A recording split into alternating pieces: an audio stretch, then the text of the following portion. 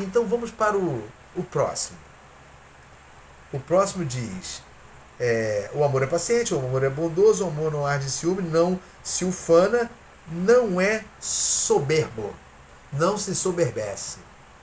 Aí, então eu tô falando para você que eu reparei que tem um crescendo bíblico. Ou seja, não pode ficar pior que ele já está ruim, pode sim. Então, esse soberbo na Bíblia, físio, ele vem da mesma palavra que significa fole. Sabe aquele instrumento que sopra o fogo para ficar mais forte? Dá uma intenção de sopro de vento. Na realidade significa ensoberbecer, significa inflar, inchar. Inflar, ou seja, ficou crescido. É algo que cresce em volume, mas não tem substância. É puro ar. Como um balão, fica grande, mas o que tem ali dentro não tem nada substancial, somente ar.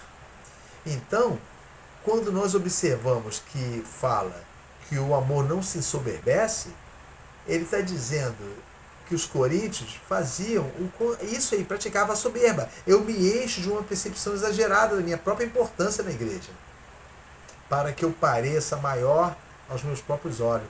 Soberba, irmão, tem mais a ver comigo do que com o próximo. Soberba é se achar que é quando não é. Quando não é. Não importa o que seja. Isso é soberba. No hebraico, soberba era quando o rio enchia e transbordava. E era perigoso. Porque as margens viravam rios também. Então a pessoa podia ser arrastada ou morrer afogado. Então isso é soberba. Isso é soberba. É se encher de algo que você na verdade não tem. Mas você se infla. Diante do que nós discutimos, da ufania, que quer que os outros vejam, quando Paulo fala assim, o amor não se ensoberbece, você não é soberbo, o ensoberbecer é um estado de autossuficiência. É a autossuficiência da vida da pessoa. É a pessoa que está tão cheia de si mesmo que não sobra espaço para Deus e muito menos para o próximo. Não sobra espaço. Toda vez que Paulo fala que os coríntios eram soberbos, todos eles se achavam alguma coisa diante de Deus. Pode reparar na carta, sabe? Algumas versões colocam orgulhoso, sabe? O amor não se envaidece. Tem várias versões aí. Não se torna arrogante, não é convencido, por aí vai. Mas a palavra ensoberbece, o amor não se ensoberbece, é mais profundo. Está próximo do grego. Nós vemos isso. Lembra uma comparação bíblica? Lembra da parábola do filho pródigo? Só Lucas cita um final um pouquinho diferente dela. Lucas fala do irmão mais velho, aquele que ficou, aquele que honrou o pai, aquele que não agiu como filho, não é isso? Sabe, o filho pródigo representa até o pecado da carne, não é isso? Que ele foi lá, viveu, gastou tudo. O irmão mais velho na parábola é o exemplo perfeito de físio, soberba. Alguém vai falar soberba? Ele ficou com o pai. Ele ficou do lado, irmãos. O pai, é só você colocar o pai como Deus. E o filho como filho, como eu e você. O irmão mais velho, quando viu o irmão mais novo voltar e foi recebido com festa, ele olhou assim e falou assim, poxa, não é possível, eu estou aqui esses anos, meu pai nunca fez uma festa, nunca me botou um anel no meu dedo. Olha a soberba. Ele querendo, quem tem que ter essa glória sou eu. Mas ele não tinha, irmãos, ele não tinha. Ele apenas foi dignificado com algo que não tinha valor para ele. Por exemplo, qual foi a frase final do pai? Para início de conversa, já dava para notar que ele tinha um inchaço interno. Sabe, o irmão mais velho não desperdiçou os bens, ele guardava isso, mas estava cheio de sua própria justiça. Eis que te sirvo há tantos anos sem nunca transgredir um mandamento teu. Olha a cobrança. Isso é soberba, é quando você cobra. eu só faço bem para você, você me paga com mal. O amor não é isso. É o contrário disso. Ele também tinha capacidade de amar. Ao invés de amar o irmão que voltou, sabe? Que estava vivo, que o pai estava amando. Amar, pelo menos porque o pai estava amando também. E se ele ama o pai, ele ama quem o pai ama. Ele estava tão cheio de si, não tinha espaço para a alegria do pai. Nem para perceber a miséria do irmão. Porque o pai fala que o irmão estava morto e reviveu. O amor não consegue entrar num coração soberbo. Ele o coração já está 100% ocupado de ego. Pode ver, tudo é cobrança do passado. Com relação a eu sempre fiquei do teu lado, eu sempre estive aqui, agora outra pessoa recebe o mérito que é para ser meu. O pai tenta até esvaziá-lo, já que soberba é algo cheio de nada. O pai tenta esvaziá-lo, eu fico pensando no pai, na calma da voz do pai, falando: filho, olha bem, você sempre esteve próximo a mim. Você sempre esteve comigo. Olha o enaltecimento que ele nunca percebeu que o pai dava para ele. Eu não preciso te dar uma festa. Eu não preciso porque você sempre esteve do meu lado. Eu não tenho necessidade disso porque você está sempre, porque eu sempre conto com você. Olha, tentando esvaziar o filho da soberba, de achar que o merecimento era dele, não do irmão. E ele fala com relação ao filho que voltou: o teu irmão estava morto e reviveu. Por isso estou dando uma festa, não para ele, mas pelo que aconteceu, em consagração ao que aconteceu com ele. Ele estava morto e reviveu, você sempre esteve vivo. Soberba é isso. É desprezar o que Deus fez na nossa vida, irmãos. Desprezar. A vida do outro é sempre um pouco melhor. Desprezar o perdão. Você é perdoado de roubar, mas você rouba. E o perdão que você pede para Deus é medíocre. Você adultera, você cobiça a mulher do seu próximo, mas quando acontece com você, ou acontece com alguém que você conhece, você critica. Você finge que nunca aconteceu com você. Isso é sinal de soberba. É desvalorização do perdão de Deus. Aquele que muito foi perdoado, o que a Bíblia diz? Lá na casa do fariseu, de Simão fariseu, que convidou Jesus. Que entrou aquela mulher que chorou, molhou os pés de Jesus com lágrimas, enxugou com os cabelos, beijou os pés de Jesus. Lembra? Ele fala assim: aquele que muito amou, aquele que muito foi perdoado, aquele que olha para a sua vida e realmente que se vê muito perdoado, vai amar no mesmo nível, vai amar muito. Vai ter esse amor no coração evidente. Mas aquele que despreza o perdão que houve na sua vida, vai amar no mesmo nível, nunca vai conseguir amar. Porque despreza o perdão, acha que foi uma obrigação. O filho estava morto e reviveu. E o soberbo estava sempre do lado do pai, nunca tinha percebido isso. Nunca amou essa posição. Ele só estava esperando a morte do pai como herdeiro. Meu irmão não existe mais, está longe daqui, já pegou a parte dele da herança e só resta para mim. O tempo e a verdade revelam a soberba.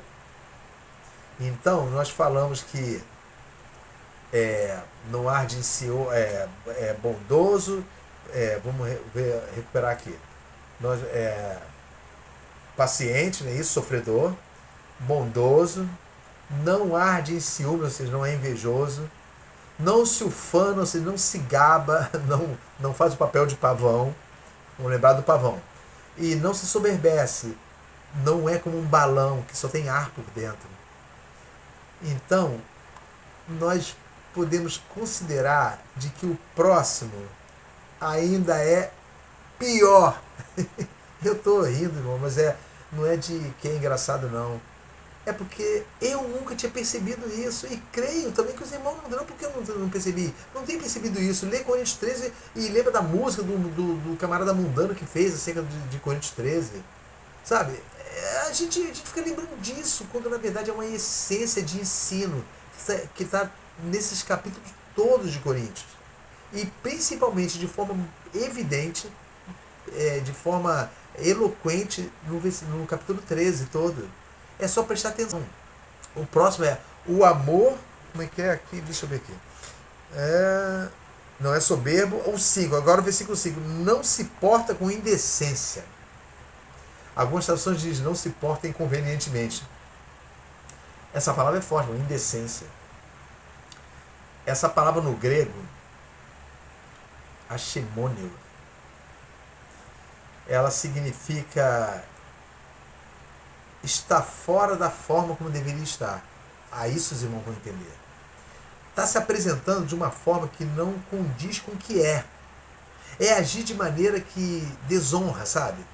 Que choca, que quebra. Isso é a tradução no grego. Que quebra o protocolo da dignidade humana, é a falta de tato, a grosseria ou o comportamento sem noção. Mas isso não aparece à toa.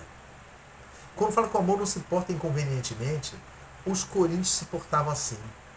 Sabe o que realmente os coríntios pensavam? Eles pensavam assim: eu tenho direito de agir da maneira que me convém.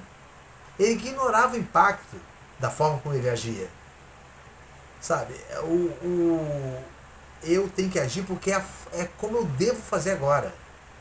Mesmo que isso cause uma destruição no meu próximo. Para os irmãos entenderem melhor, é usar a honestidade e a sinceridade para ferir o próximo. Eu comento muito isso. O inconveniente, na visão de Paulo, que Paulo está falando, é aquele que diz: eu sou assim mesmo, eu falo o que eu penso mesmo. Como se isso fosse uma qualidade positiva diante de Deus. Uma autenticidade. Imagina, na verdade, Paulo está dizendo que eles estão usando a autenticidade como uma desculpa para atropelar a dignidade do menor e do próximo. Não, é um protagonismo que não respeita o espaço do outro, irmão. Não respeita. Quando fala que o amor, vou repetir o versículo, não se porta com indecência, então o que é o contrário? Como é que ele se porta?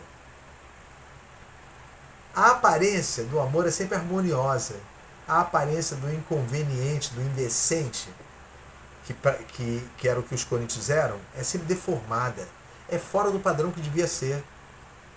O foco dessa indecência ou do inconveniente, do indecente, é minha liberdade de agir. Ele vê como uma coisa correta, que ele deve fazer uso. Sabe? E enquanto o amor ágape espera a dignidade de quem recebe a ação. O efeito da inconveniência causa constrangimento, causa vergonha. Os irmãos vão entender isso. Estão já entendendo. Mas o atributo do amor, o amor não sendo inconveniente, ele causa sempre conforto, sabe? Segurança. E a imagem de um inconveniente é como uma pessoa que aparece na sua casa sem ser convidado, entra sem bater, é isso aí. Aparece em momento inoportuno, não por essa causa dele aparecer, não. É como essa pessoa. Ela não mede as consequências de seus atos. Ela não mede o dano que vai causar à sua volta, contando que o ego seja satisfeito. É minha liberdade de agir assim. Eu tenho o direito de agir assim. Ele mente para ele mesmo. Sabe, o amor ágape pode ser comparado a um convidado que honra a casa. Eu uma vez citei que se alguém me desse guarida uma depois numa casa, eu ia viver para essa casa. Mas não porque está me sustentando, é porque é digno. Porque o amor, essa negação desse atributo de indecência, não se porta inconvenientemente, tem a ver com isso. É como você lavar a louça. Eu falo, não precisa lavar, deixa aí. Eu quero. Está sendo uma honra para mim fazer parte desta casa. Lembra que em Lucas, no capítulo 14, lembra quando Jesus falou acerca de que quando fores convidado para um casamento, não procura logo os primeiros lugares, não. Isso pode ilustrar a palavra grega, achemônio, a inconveniência. Jesus deu uma lição quando explicou isso. Pode pegar depois lá o Lucas 14, que está lá. A etiqueta do reino, ao observar como os convidados escolhiam os primeiros lugares, era totalmente diferente. Ó, Um convidado que chega e se senta no lugar de honra sem ter sido convidado, ou seja, procurou logo o primeiro local, que é para guardar o local especial, ele está agindo sem forma, que a palavra já é o contrário, é com A na frente. A Shema é isso, está agindo de uma forma que não condiz, não prefigura ele.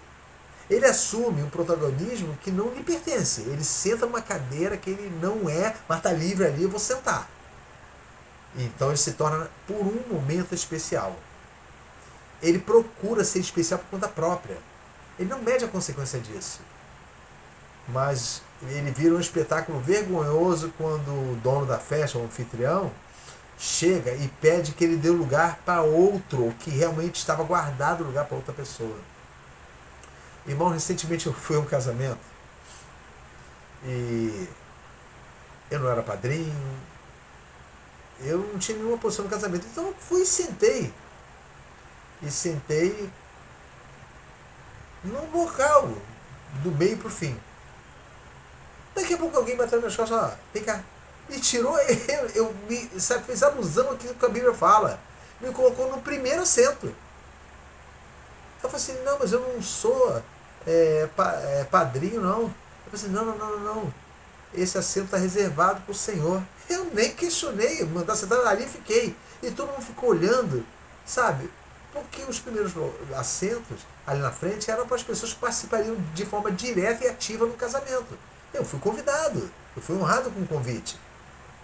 Mas alguém mandou isso, o noivo separou o local para que eu sentasse ali. E isso que a Bíblia está dizendo. O inconveniente não espera, ele quer ter atenção para ele. Então ele procura logo uma forma de ter atenção. Quando na verdade, o que está sendo movido pelo amor ágape, pelo caritas, a preocupação dele é fazer parte daquela festa e não o local que ele vai sentar. Jesus propõe o oposto. Ele sentar no último lugar não é apenas humildade, é a conveniência. Esperar que o outro lhe atribua o valor, em vez de você mesmo se atribuir o destaque. Ou seja, alguém vai chegar para você e vai pegar você, vai colocar no lugar daquele inconveniente que não tinha lugar para aquilo ali, mas ele queria. O amor, irmãos, ele se porta bem. Então, ao contrário de se portar inconvenientemente ou com indecência. O amor, ele consegue se portar bem porque ele valoriza tanto o outro que prefere errar pelo excesso de respeito do que pela falta dele. Entenderam? Ele prefere que, se vai haver um erro, o erro seja pelo excesso de respeito que teve, nunca pela falta dele. Então a Bíblia é enfática. O amor é conveniente e decente, irmãos. Não porque segue regras. Não existe etiqueta humana que possa ensinar o amor. Mas porque sempre a dignidade do próximo é como ele escolhe a forma de se conduzir. E o sétimo? O sétimo diz assim, ó. Não busca seus próprios interesses. Aí começou a levantar a briga com os coríntios.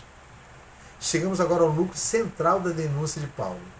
Se os atributos anteriores, ciúme, ufania, soberba, inconveniência, bondade, a falta de bondade, são o fruto do egoísmo dos coríntios, aqui Paulo atinge a raiz, irmão, a raiz. O amor não busca os seus próprios interesses, era tudo. Resumindo, tudo anteriormente falado, era tudo que eles praticavam. Buscar interesse próprio. A palavra no grego, zeteu, significa procurar, irmãos. Buscar, investigar, demandar. Essa é a palavra no grego. Em Corinto, o buscar era a atividade favorita. Eles buscavam status, mas não o que Deus queria. Eles buscavam status, buscavam os dons mais vistosos, como falar em línguas, porque esse realmente evidenciava. Buscavam ser vistos pelos líderes. Paulo diz que o ágape não tem essa orientação de busca. Não tem essa orientação busca direcionada para o próprio ser. Não tem isso. Ele faz justamente o contrário. Ele não é um GPS de ego, um diretor de ego. A lógica de Paulo é fundamental para a gente poder entender o que significa buscar para si. Na lógica dos coríntios, eles pensavam assim, olha, o meu radar mental, a minha forma de pensar está constantemente escaneando o ambiente. Olha, irmãos, isso é terrível. O meu é como se fosse um radar. Ele escaneia o ambiente para saber de cada situação, cada pessoa, cada evento, o que pode resultar em benefício para ele. É isso que o original da palavra está dizendo. A pessoa, os coríntios sondavam tudo. Qual é a vantagem que eu vou tirar disso para mim? Olha que situação pecaminosa, maligna. O amor ágape, Paulo está dizendo, desativa esse radar egoísta. Pelo menos tem a função disso. Enquanto o amor humano, convencional, aquele amor natural que nós falamos já, quando falamos do Caritas, busca o que pode extrair da relação, até isso tem, irmãos. O amor que vem de Deus, o ágape, investe na relação independente do que pode extrair. Às vezes, irmão, nós nos relacionamos com uma pessoa e aturamos porque ela tem coisas boas para passar para a gente. É total interesse, mas se não tivesse, já teríamos dado um chute. E isso é e vai ser visitado por Deus no porvir. Porque Deus vai sondar todos os corações e sabe o que se passa dentro dele. O interesse é a pior coisa que tem, irmãos. Sabe? Buscar o benefício. Buscar aquilo que não condiz, sabe? Não condiz com o desinteresse meu, somente com o meu interesse. No radar, sabe, do carnal, do Coríntios, que muitos existem hoje também, ele escaneia como ele pode ganhar alguma coisa. Do amor, irmãos, guardem isso agora. Eu falei que vai ficando pior. Ele escaneia, ele sonda o local para saber o que alguém necessita. O que pode sair da minha vida, aonde eu estou aqui. O que ainda pode sair de mim. Enquanto o ego traz tudo para perto de si, o amor ágape envia tudo, doa. Quando eu falo doar, não estou falando doar objetos, não. Doa toda a sua vida, de dentro para fora. Enquanto os coríntios pensavam no seu interior, que Deus achava neles, o meu interesse vem primeiro, o amor falava, a dignidade do próximo vem primeiro. Lembra? Doulos de Cristo não se comandam mais a sua vida, mas o amor move. Essas pessoas que buscavam acumular status, poder, sabe? E não é diferente na igreja, não, irmão. Na igreja atual, não. Quanto mais eu puder tirar vantagem. Irmãos, a igreja hoje virou um balcão de negócios. Eu me converto e simulo piedade porque isso vai fazer bem para os meus negócios. Eu tenho negócios e o mundo cristão é uma fonte inesgotável de dinheiro. Usando o nome santo de Cristo para obter benefícios, sondando o ambiente. Tem cristãos, entre aspas, que vão congregar numa determinada igreja, não acharam nada vantajoso para eles, eles saem para outra. Eles frequentam 30, 40 igrejas a vida toda. Porque não vem, só quando bate com acerta com uma que vem vantagem. Mas também a vantagem dura, é como uma empresa, dura alguns anos, depois quando perde a vantagem vai para outra.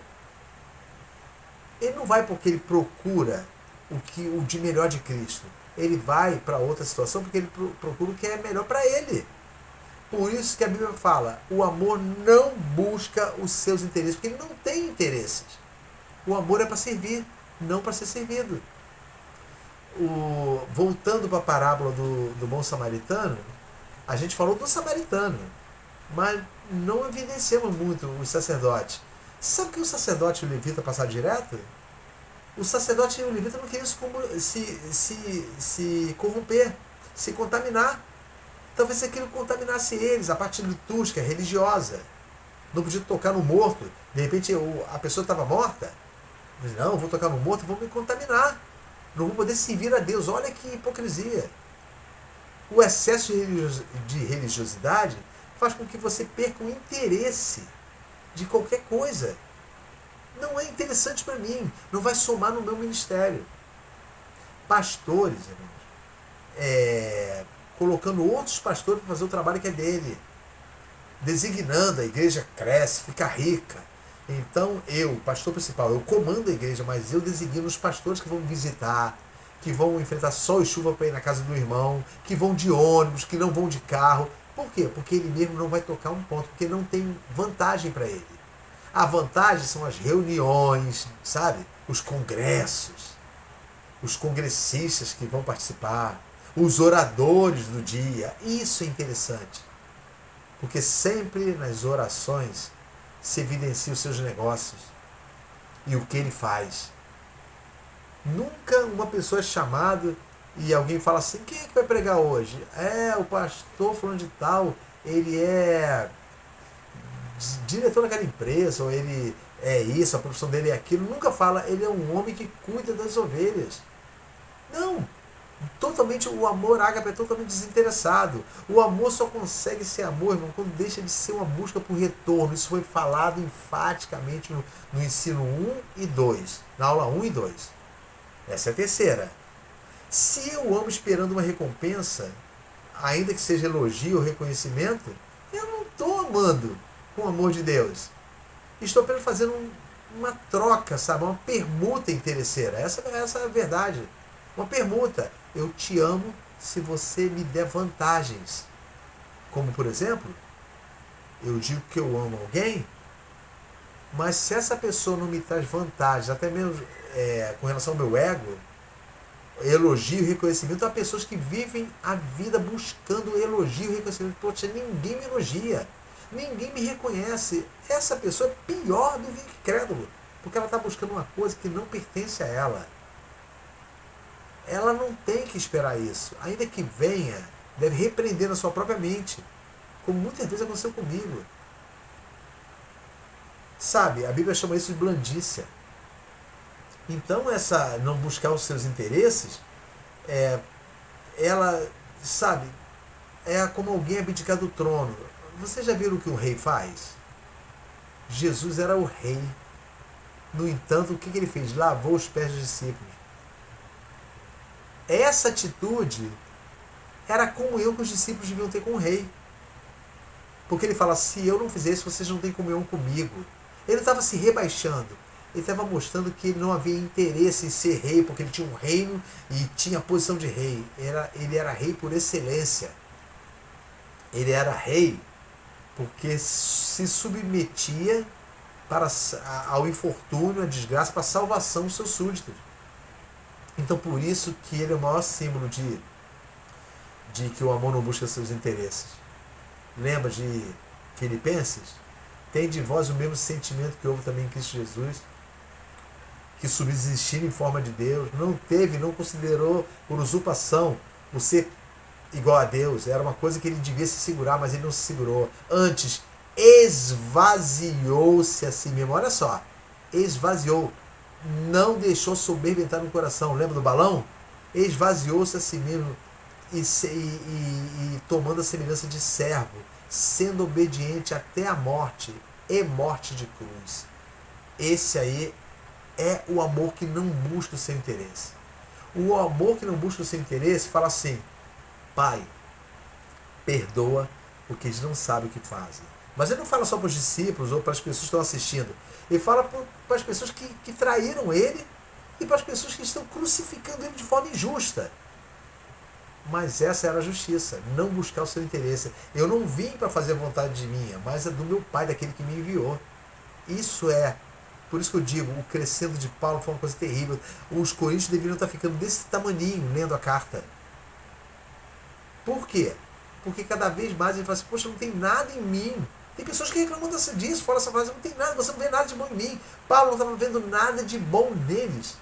E quando você não vê nada de bom numa pessoa, o Espírito de Deus trabalha com você, que não está sendo visto nada de bom em você, para que você seja transformado e mudado pelo amor de Deus. Definitivamente, seja colocada a sua posição como filho. E vamos falar da próxima, irmão. Qual é a próxima? No versículo 5, não se porta com indecência, não busca os seus próprios interesses, Ah, não se irrita. Não se irrita. Tem uma tradução mais erudita que fala não se exaspera. Ou seja, não se enche de raiva. Tá, a minha gata está tentando passar para cá. Não se enche de raiva. Na palavra do grego, eu sempre pronuncio a palavra paroxuno. Paroxuno. Ela significa estimular, aguçar. Olha, irmãos, interessante. A raiz da palavra é daí que veio a palavra paroxismo na medicina, que é o estado de que a pessoa está num sofrimento muito grande, sabe? Uma crise súbita, um ataque agudo. Isso na medicina é chamado de paroxismo. Então, esse nome tem a ver com o ato de espetar, olha que coisa, espetar alguém ou afiar o ânimo para uma briga. Agora vocês vão entender. Quando a Bíblia fala que o amor não paroxuno, ele não se irrita, ele não tem gatilho, o amor. Os irmãos vão ver que isso funciona como gatilho a pessoas que se explodem, porque certas coisas são gatilhos para ela e nós não temos culpa não. Faz parte da vida dela. Falou tal coisa ou agiu de tal forma na vida daquela pessoa, é um gatilho, ela explode. E ela explode e ninguém contém. Por mais que você fale assim, para, ela não para. Ela fica tomada disso. Então quando a Bíblia fala, o amor não se exaspera, não se irrita, não se enche de ira. Tanto que a Bíblia fala, não vos vingueis a vós mesmos, mas dai lugar à ira de Deus. Dai lugar à ira. A ira não sua, de Deus. Não vos vingueis. Então o amor é totalmente contrário. O raciocínio que temos de paroxuno é como um mecanismo de defesa descontrolado. Eu costumo dizer que as pessoas elas se armam de espada e escudo quando alguém fala assim, o primeiro fulano que vai começar a falar alguma coisa, ela já se prepara, vai vir contra mim, já estou preparado para revidar. É isso que a Bíblia fala.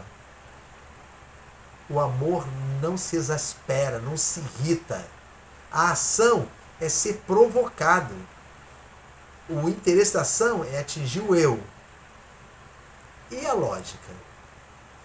É como se nós pensássemos assim, eu permito, eu me irrito, mas eu me vejo na conveniência disso. Por quê? Porque eu permito que a ação de outro se torne um gatilho para a minha própria agitação interna. Eu já tenho agitação, está aqui dentro. Mas o gatilho é como se fosse uma folga para mim. Opa, eu posso como é que se diz? Eu posso me exacerbar agora. Sabe? Eu posso me deixar levar por tudo que está aqui dentro preso. Entende agora? É como se fosse um gatilho para estar dizendo, vocês têm gatilho para uma coisa que está dentro de você. E qual é esse gatilho? Porque eu sinto que o meu direito e o meu conforto foram feridos. Não importa de que forma. Ou se é apenas uma coisa que eu quero ver como gatilho. É sempre assim. Na apresentação de Paulo, irmãos, e eu acho isso interessante, o irritado é, na verdade, alguém que decide reagir. E não somente se irritar. Ele quer reagir. Porque seu centro de controle, o famoso ego, gravem bem isso, que é o centro de controle, foi tocado. Foi, como é que se diz? Foi afrontado. É a entrada no paroxismo. Lembra? Na ponta, aquela dor aguda, o momento que a pessoa perde a compostura e se torna uma ponta afiada para ferir o próximo. Nessa hora não tem bom, não tem honesto, todos são feridos, porque a pessoa só vai parar quando sair tudo de dentro dela, e isso não é uma coisa boa. Olha, bota para fora, você tem que botar para fora. Não, não tem que botar para fora, não tem nem que existir aqui dentro. Não tem que existir. Esse fato você tem que botar isso para fora. Não, eu não tenho que botar para fora, porque não existe dentro de mim, não está dentro de mim isso. Não está. Então quando Paulo fala que o paroxuno, em outra pronúncia, ele está dizendo assim, vocês têm uma ponta afiada. Uma ponta afiada. Quando essa ponta toca vocês, acabou. Acabou. A resposta é imediata e defensiva. No amor, mesmo que essa ponta aconteça, esse ataque, é substituído por reflexão, é reflexiva e é redentora. O ponto que os coríntios observavam, eu fui ofendido. Tanto que Paulo fala assim, vem cá, vocês não podem suportar afronta, não. Eles levavam causas um contra os outros, eles ficavam irritados um com os outros. Eles levavam para causa para juízes corruptos, mundanos, profanos. Ele fala, vocês não têm condições de julgar isso não? Não podeis vós antes de querer buscar os seus direitos, se irritar e condenar a pessoa que está na sua frente, você suportar a afronta, suportar o dano, você sofrer o dano. Esse sofrer é a mesma palavra de paciente lá do início, ser paciente, não se importar, contanto que isso não cause mais problemas ou danos à sua volta. Então, enquanto a pessoa que age assim, que é nos Coríntios, pensa, eu fui ofendido, o que era guiado pelo amor, olha para essa pessoa e fala assim, ele está sofrendo ou está precisando da graça de Deus. Enquanto o outro tem como dinâmica ferir o óxido, né, a ponta, que a ponta é a parte da palavra óxidos. O que tem o amor de Deus absorve o impacto. Absorve, ele não deixa ser transformado por aquilo ali. A vida da pessoa, dos coríntios, com isso, sabe, que eram pessoas que viviam se irritando, se irando, é agitada, explosiva. São pessoas que você tem que tomar cuidado, porque elas trabalham para isso. Elas estão amorosas agora, mas basta algo que elas se sintam ofendidas. E explodem de uma coisa descomunal. Agora eu entendo o que o Paulo estava dizendo, porque eu já vi isso. Explodem de uma forma que fica incontrolável. E quanto mais você tenta aplacar, pior fica. Mais óxidos vai para você. Porque aquilo que ela sentiu como óxidos, aquela dor aguda, ela vai 10 vezes mais para você. Porque o alvo nesse momento da exasperação, ou seja, da irritação, é destruir quem está na frente. Quem falou, quem supostamente foi o instrumento. Lembra esse exemplo bíblico é bom. Lembra de quando Jesus estava perto da sua partida? E ele estava indo para Jerusalém e resolveu passar por Samaria. Se eu não me engano, Lucas 9. Está lá em Lucas 9. Não posso precisar o versículo não, o capítulo 9 é bem grande. Mas está lá, não sei se está no final. E ele, quando foi passar por Samaria, ele não conseguiu arrumar um local para ficar com os discípulos, porque eles sabiam que ia para Jerusalém, e os samaritanos eram pessoas que odiavam Jerusalém odiava os samaritanos. Os judeus e os samaritanos não se davam. Então, eles não permitiram Jesus ficar. Tu sabe o que Tiago e João propuseram? Os dois para Jesus? Eles falaram assim, ó, Senhor, quer que a gente ordene descer fogo do céu para consumir eles? Olha o paróxeno aí. Olha a irritação. Como é que é? Como é que é o negócio? Vai descer fogo do céu, vai consumir vocês todos. O raciocínio da irritação é que eles sentiram pessoalmente ofendidos não por eles, mas foi pela rejeição do seu mestre, que não precisava de defesa. O ego deles queria afiar a ponta, sabe? Eu vou afiar, que era o fogo do céu, o resultado. Ele afiando essa ponta, estava afiando para punir quem não os recebeu, que eram os samaritanos. Eles buscavam a vingança como uma extensão do seu próprio orgulho ferido. Mas olha que quem foi ferido, tecnicamente, aparentemente, foi Jesus. Agora, e o amor de Jesus, que simboliza o ágape, que tem uma situação estável e pacífica, que absorve o impacto sem contra-atacar, que sofre ao invés de responder com mais luta. Jesus, em vez de se deixar irritar, apenas repreendeu. Isso que eu acho interessante, irmão. Jesus repreendeu o espírito de vingança deles. Tanto que eles foram chamados de Boanerges, filhos do trovão, filhos que explodem de uma hora para outra. Ele não busca a ponta de ataque, mas a reconciliação. Ele entende que a irritação dos discípulos vem de um desejo de protagonismo. Nós somos nós, vamos. Ele fala assim, ó, por causa do que eles acham que Jesus foi ferido, era uma desculpa. Eles eram tão enérgicos e iracundos que ele fala assim, vamos orar para pedir fogo do céu para matar essa raça que nós também não gostamos. Só queriam um motivo. Eles queriam julgar a situação. Não tinham nenhum amor pelos samaritanos. A irritação, irmãos, é tecnicamente o ego perdendo a paciência. Essa é a verdade. Enquanto o protagonista egoísta se irrita,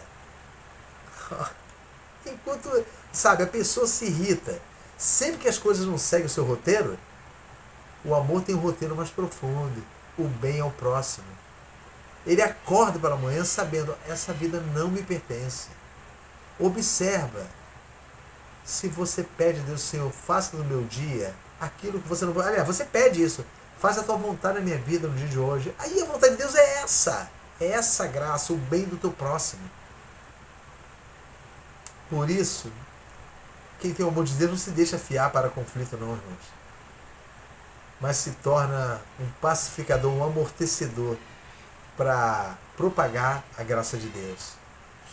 Agora, irmãos, eu falei que tudo vai ficando pior, mas o próximo é um dos mais belos, irmãos. O amor não suspeita mal.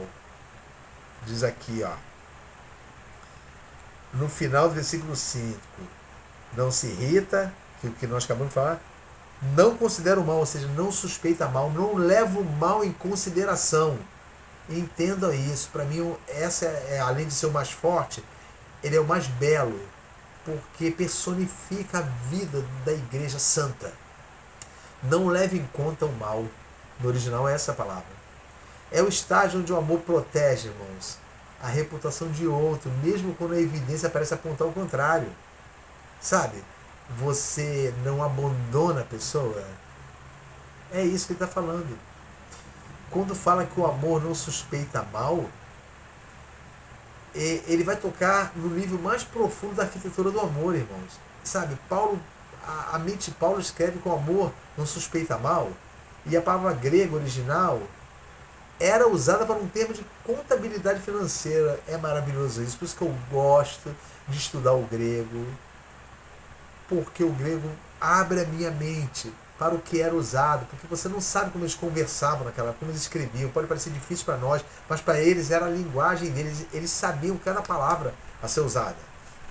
Hoje em dia, para você saber usar a palavra certa, tem que ser uma pessoa que se formou em letras, tem que ser um erudito de linguagem, um léxico humano, entendeu? Então essa palavra era usada para a contabilidade financeira da época. Na palavra é logizomai, que vem de logos, sabe, de ação, de verbo. Essa palavra logizomai, o significado significa calcular, computar. Por isso que vem de contabilidade financeira. Fazer uma contabilidade, colocar na conta. No contexto do amor, Paulo usa essa forma negativa. Sabe, o amor não lança no livro de contas o mal que recebeu. A tradução literal é isso que Paulo está falando, usando logizomai. O amor não se ressente do mal que recebeu. Não guarda rancor. Não fica remoendo dentro do mal que recebeu. Ou seja, ele não guarda no livrinho, irmãos, para ser revivido ou cobrado tempos mais tarde. Essa lógica, ela é devastadora para os coríntios, mais uma vez, porque envolve o ego deles. Eles guardavam mágoa, irmãos. Eles guardavam para se vingar. Imagine um contador que mantém um livro de registro, já que essa palavra era usada usada em sistemas financeiros. Já pensou? Um contador que mantém um livro de registro de cada ofensa sofrida. Pensa bem nisso. Ele registra essas dívidas e ele coloca assim: estou guardando o histórico das ofensas para proteger a minha posição e garantir, olha as desculpas, garantir que no momento certo eu possa exigir uma compensação ou justificar por que eu não gosto da pessoa. Mas ele guarda no livrinho, ele quer saber, ele não quer esquecer não. Olha só, o livro é um lembrete. Ele poderia esquecer, mas ele registra. O mal fica tão intrínseco, sabe, que ele mantém esse livro para si mesmo. É o registro do mal que serve como uma arma de autodefesa, irmão. É um controle sobre outra pessoa. Eu guardo. O dia que eu puder me vingar, eu me vingo. Essa perdão. E a negação? Que o amor nega, porque o amor não faz isso. O amor não suspeita mal, ou seja, não é levado pelo sentimento de afronta do mal. O amor ágape é o único estado mental que deleta o registro de dívida. Isso me faz lembrar, se eu não me engano, está em Colossenses, que diz que Jesus riscou o registro de dívida que tinha contra nós na cruz.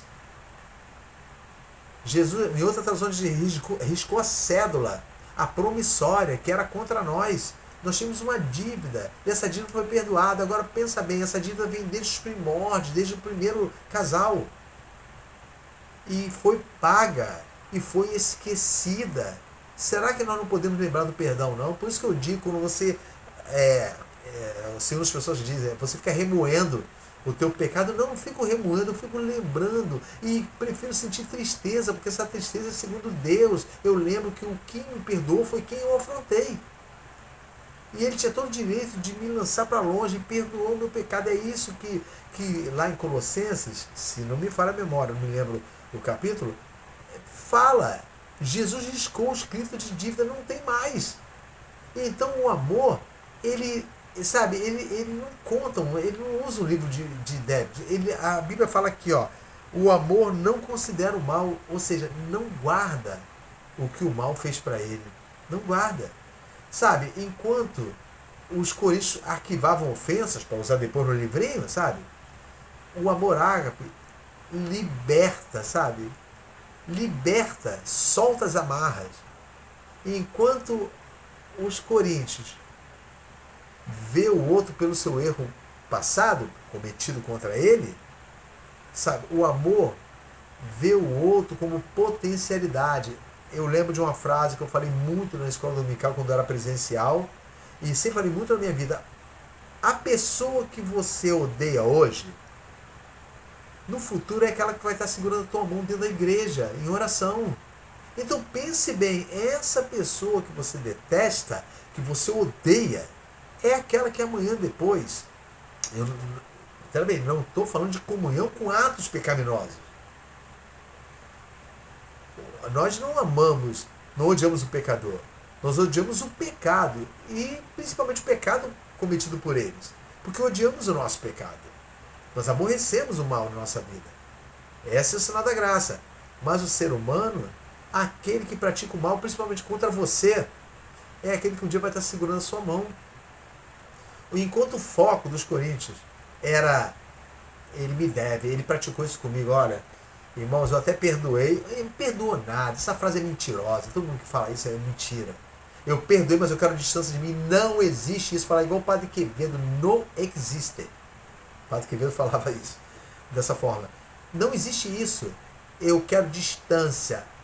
O perdão, o nome diz, o perdão é totalmente honesto.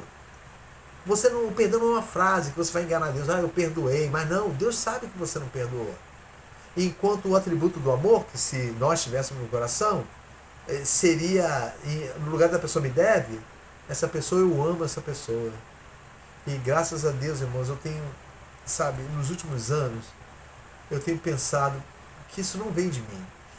Sabe, eu lembro muito da parábola que nós já citamos anteriormente, sabe, daquela pessoa que devia, sabe, nós citamos que o credor, sabe, o credor incompassível, que é assim que está na Bíblia, o servo, agora vamos pegar a parte do servo, ele não foi perdoado, ele não clamou pela qual é a palavra,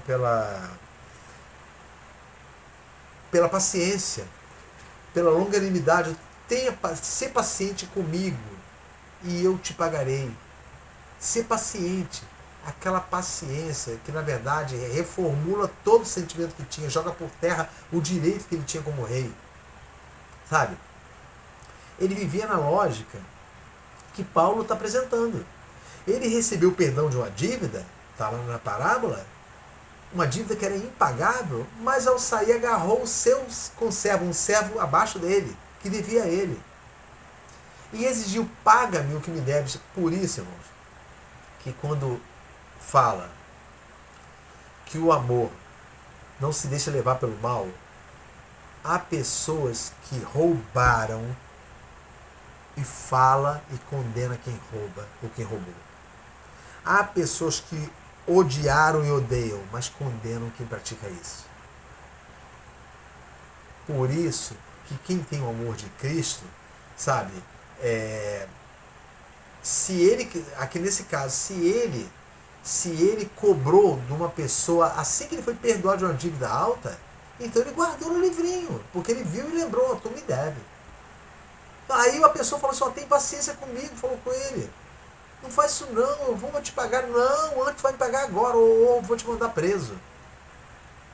Então, sabe, é essa situação que a Bíblia fala. O amor não considera o mal, você não leva em consideração, porque houve um ato aparentemente de maldade. Ele falava assim para ele, paga o que me deves. E gritava.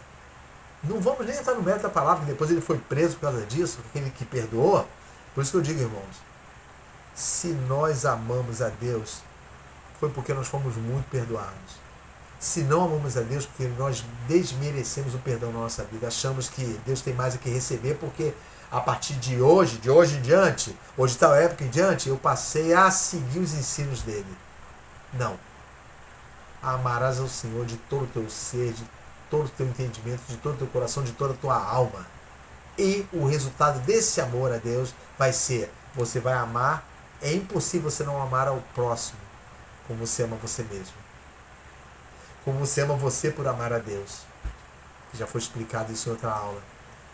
Então, quando ele obteve a resposta do rei, que o rei mandou pegar, entregaram ele. Aí o rei falou assim, vem cá, eu não te perdoei? Você não devia ter feito a mesma coisa? Isso quer dizer que quando ele pediu a paciência do rei, o rei tinha essa bondade, ela não precisa ser evidente todo dia. Ele agiu com bondade, sabe, aquela paciência superou o direito dele. E ele perdoou a dívida. Então ele cobrou. Você não devia ter se compadecido dele. Isso quer dizer que ele agiu daquela forma, visando que esse homem seria transformado também. O rei opera na lógica do ágape. Ele cancelou a dívida do servo, ele não computou o logizomai contra ele. Não computou essa dívida. O amor, irmãos, não é ingênuo. Ele percebe que o mal aconteceu. A Bíblia não está dizendo que o amor é ingênuo. O mal está acontecendo contra a pessoa que tem amor de Deus e a pessoa finge que nada está acontecendo. Não, ela percebe que o mal aconteceu ou está acontecendo. Mas ele se recusa a converter esse mal que causa dor na vida dele em um título de dívida. Ele encerra a conta, ele apaga.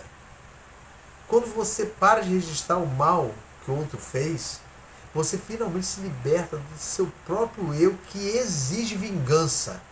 Então, não há compassividade, nem ingenuidade.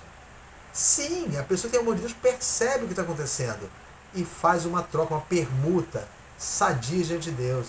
Ele escolhe preservar do que matar. Você liberta, sabe?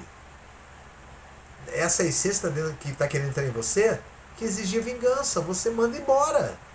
Então, nós vemos que com tudo isso, sabe, nós vamos para a última, irmãos, que ela parece também solitária.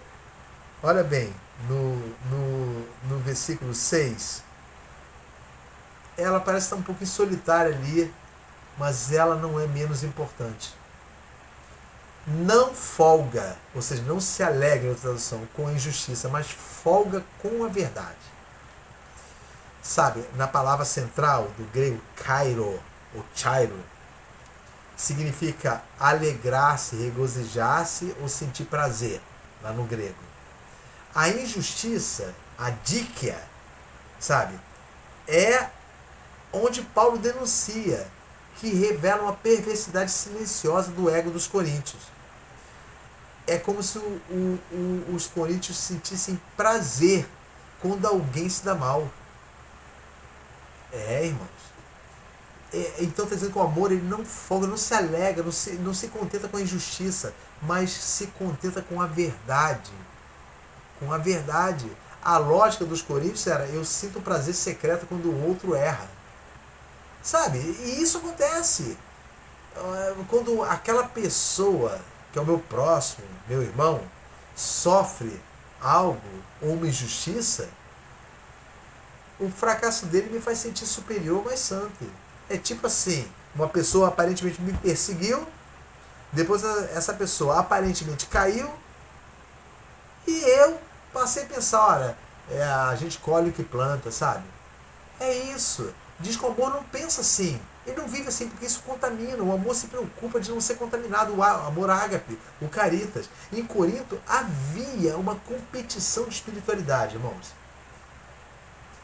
Quando um irmão caía em pecado ou era injustiçado, os outros, em vez de chorar, sentiam aquela folga interna. Vocês vão ver isso simplesmente pelo fato do pecado de Corinto, daquele rapaz. Eles não estavam preocupados com o que o rapaz estava sentindo, não. E com relação à preocupação deles não ser procedente, eles deixaram para lá, contando que os dons deles continuassem, que problema dele. Ele que se lasque com o problema dele. Sabe? Ele sentiu essa folga. Ainda bem, talvez eles pensassem: ainda bem que não fui eu. Ou se não, a famosa frase: tá vendo? Tá vendo? Ele não era tão espiritual assim, não. Sabe, os coríntios disputavam isso. O amor ágape, irmãos, o caritas, ele abomina esse prazer no erro alheio. A lógica do reino, o amor não consegue ser feliz sozinho se a verdade não estiver vencendo na vida de outro, irmãos.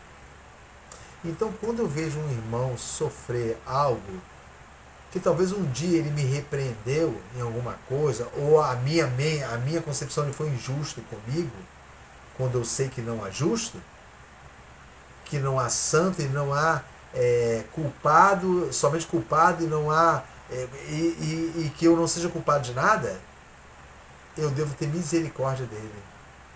Porque o amor não se satisfaz com a injustiça. Ele não dá brecha para a injustiça, como fala, não folga, não dá brecha.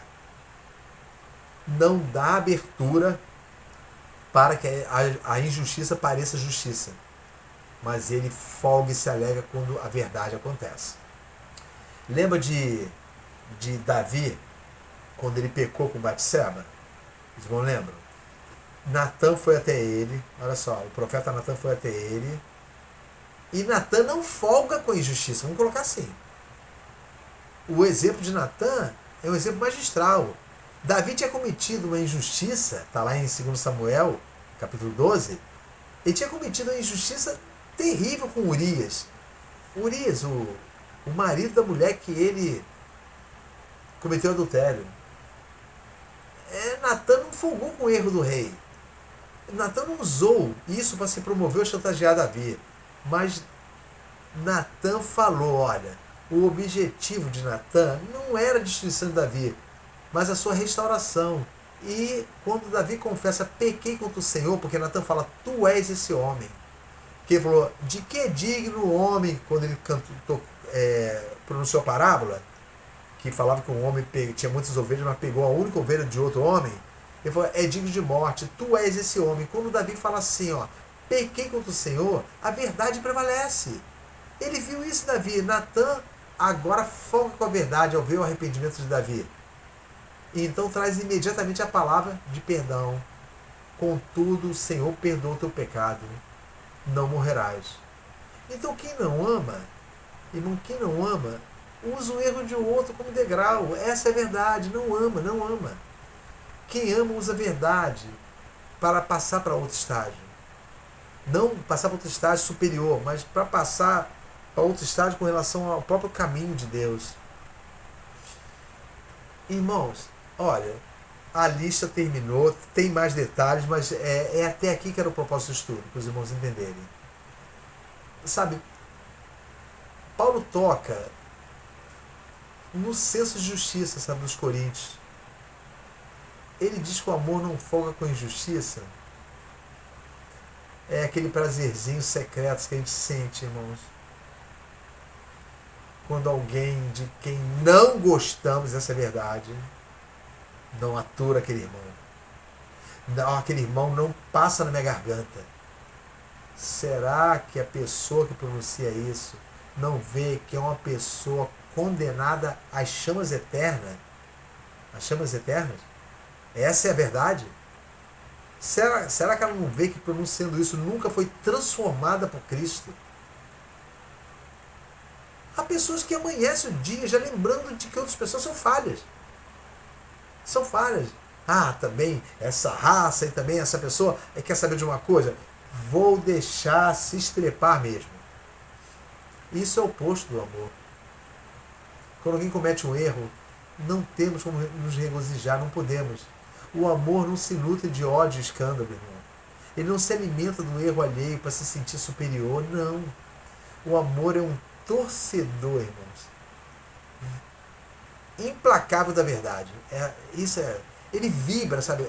O amor ele vibra quando a verdade, segundo Paulo está falando aqui, no último atributo, não folga com a injustiça, mas folga com a verdade. Nós temos o exemplo de Natan com Davi, que não folgou com a injustiça quando condenou o pecado de Davi, mas que quando ouviu Davi falar, pequei contra Deus, folgou com a verdade e disse para Davi, não vai morrer, o Senhor também perdoou o teu pecado.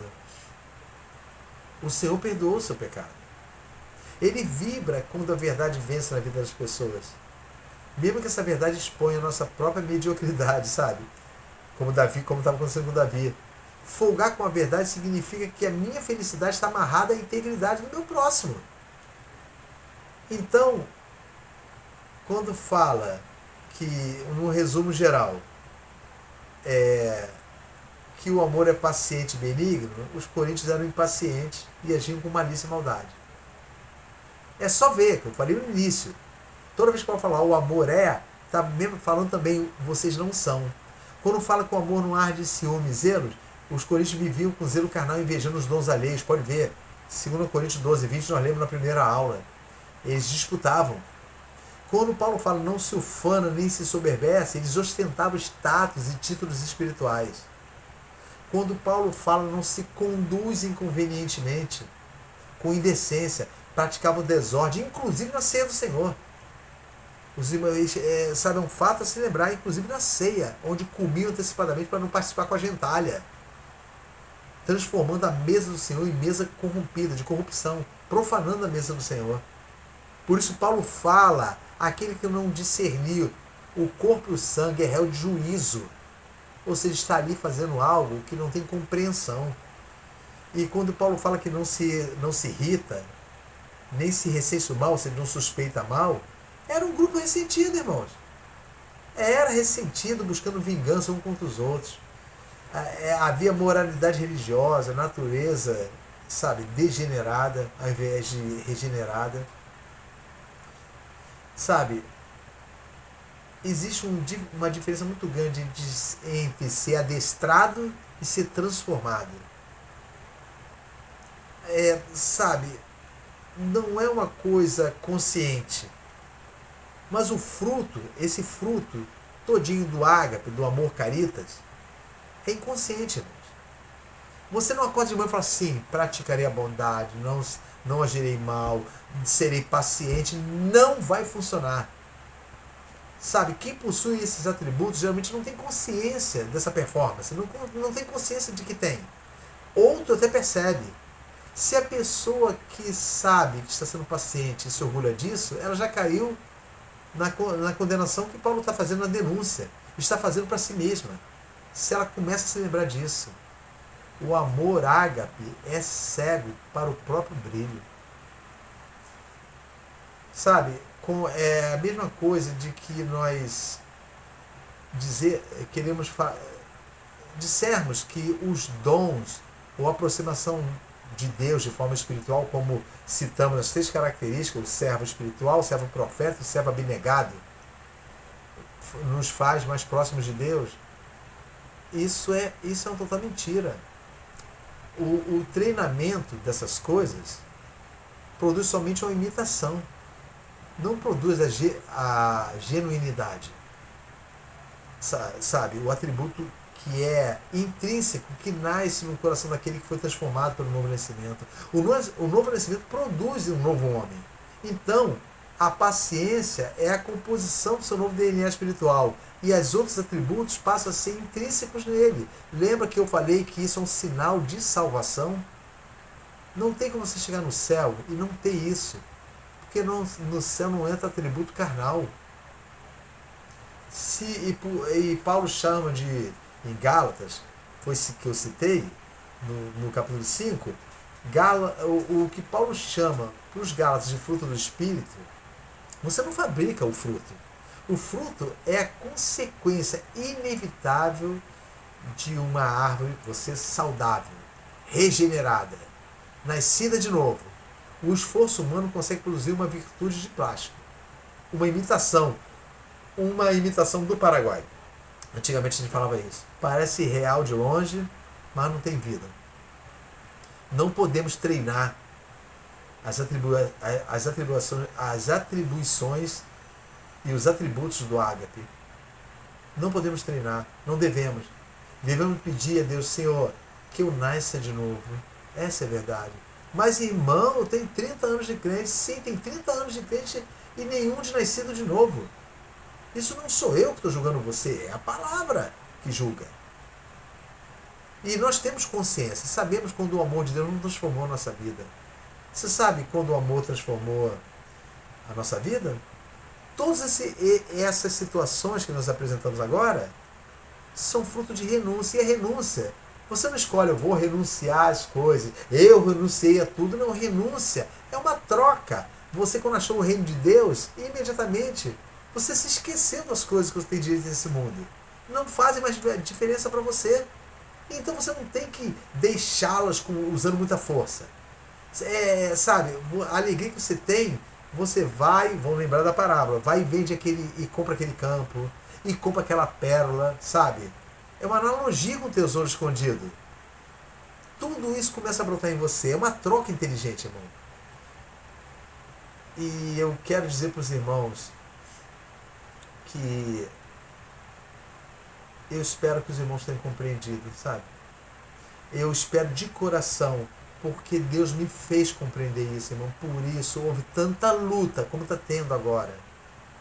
Tanta luta. E eu tive que dividir em 3, pela excelência do que Deus me deu. E Deus me deu em 1 minuto enquanto eu tomava banho. Ele falou, fale do amor, mas ele falou, fale do amor. Ele quis dizer para mim, primeiro, compreenda, para ensiná-los. Compreenda isso. Então, os dons são ferramentas, mas o amor sempre vai ser a nossa identidade, irmãos. Podemos ser usados por Deus poderosamente, mas sempre teremos o amor dele como a única marca que vai nos acompanhar até a eternidade. Que ao desligarmos essa transmissão, que isso aqui é uma transmissão, o que resta não sejam apenas as minhas palavras, não, irmão. Eu peço a Deus que a voz do Espírito fale bem alto, de coração eu peço a Deus pelos irmãos, fale bem alto o coração dos irmãos. Que não saiamos da posição que nós estamos, tentando realizar essas coisas, mas permitindo que o amor, que é a essência do próprio Deus, segundo diz o apóstolo João, flua, irmãos, olha, atravessa o nosso ser, lembra? E a esperança que nós temos do céu não nos decepciona, por conta nós temos uma comprovação. Agora entendam, cada dia eu explico mais Romanos 5. Parece que ele é infinito em explicações. A esperança que você tem do céu tem uma prova. O amor de Deus é derramado no teu coração. É direto, é uma fonte inesgotável para o próximo. É isso que faz de você um verdadeiro cidadão do céu. Eu peço a Deus que Deus coloque nos corações dos irmãos e faça resplandecer essa luz. Que Ele conceda graça, irmão, de sermos bem menos ou nada de metade barulhentos e mais reflexo do próprio Deus e da glória dele. Que Deus abençoe os irmãos de forma plena. E que aquilo que Ele está fazendo, que está começando comigo, realize no coração dos irmãos. Deus realmente me fez esquecer dos anos de crente para mostrar muito mais agora a sua benignidade, que me transporta para o arrependimento, que me leva para o curral de cura, que me constrange, que me aperta no curral de cura, que me trata e derrama o amor no coração. Deus os abençoe.